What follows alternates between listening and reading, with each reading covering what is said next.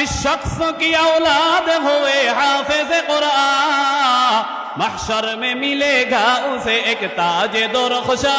উম্মতকে আল্লাহ তাআলা শ্রেষ্ঠত্ব দান করেছেন। শ্রেষ্ঠত্বের মধ্যে 5টা বড় কারণ রয়েছে।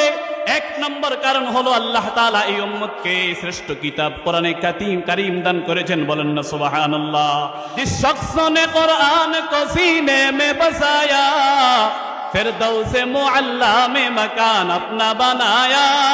जिस शख्स की औलाद हुए हाफिज कुरान महशर में मिलेगा उसे एक ताजे दोरखशा।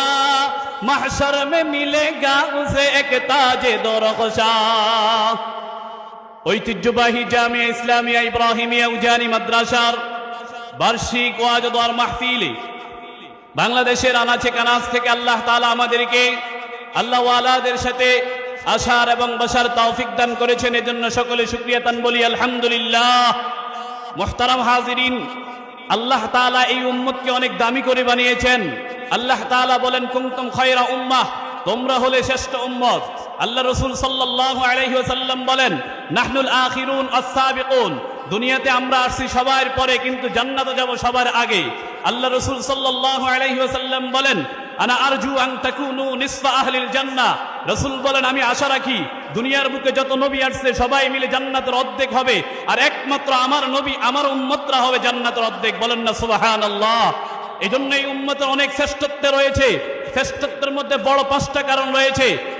আল্লাহ রাসূল সাল্লাল্লাহু আলাইহি ওয়াসাল্লাম বলেন এই উম্মতকে আল্লাহ তাআলা শ্রেষ্ঠত্ব দান করেছেন। শ্রেষ্ঠত্বের মধ্যে 5টা বড় কারণ রয়েছে। এক নম্বর কারণ হলো আল্লাহ তাআলা এই উম্মতকে শ্রেষ্ঠ কিতাব কোরআনে কারীম দান করেছেন। বলেন না সুবহানাল্লাহ। 2 নম্বর হলো আল্লাহ তাআলা সাইয়্যিদুন নাহার দান করেছেন।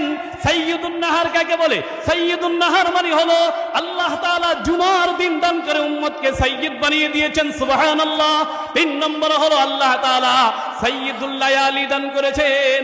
সাইয়্যিদুল লায়ালি মানে হলো জুমার রাত্র এবং কদর রাত্র দান করে আল্লাহ তাআলা এই উম্মতকে শ্রেষ্ঠত্ব দান করেছেন। বলেন না সুবহানাল্লাহ। 4 নম্বর 5 নম্বরে হলো আল্লাহ তাআলা এই উম্মতকে শ্রেষ্ঠ নবী দান করেছেন। বলেন না সুবহানাল্লাহ। আল্লাহ তাআলা এই উম্মতকে শ্রেষ্ঠ উম্মত বানিয়েছেন এই 5 কারণে। আর অন্যান্য কারণ রয়েছে।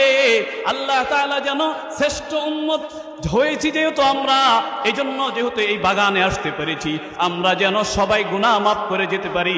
আল্লাহ তাআলা আমাদের সবাইকে সেই তৌফিক দান করুন। সকলে বলুন আমিন।